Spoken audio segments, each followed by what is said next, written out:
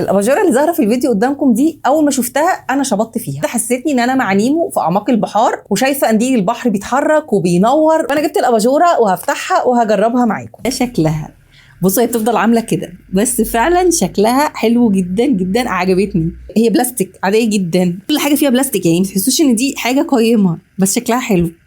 انا جايباها علشان الحركه دي، فعلا تحسوا ان هو قنديل قدامكم في زرار للاضاءه وفي زرار للحركه، يعني انا ممكن اقفل زرار هتبقى ما بيتحركش الارجل بتاعتها اللي تحت دي، بس انا شايفه ان شكلها وحلاوتها في الحركه بتاعتها. وده شكلها وانا مشعلقاها في البرواز، وبرضه هتشتغل وتقفل زي ما قلت لكم. ممكن اشغلها نص ساعه دايركت، وممكن اشغلها عن طريق الصوت او اللمس.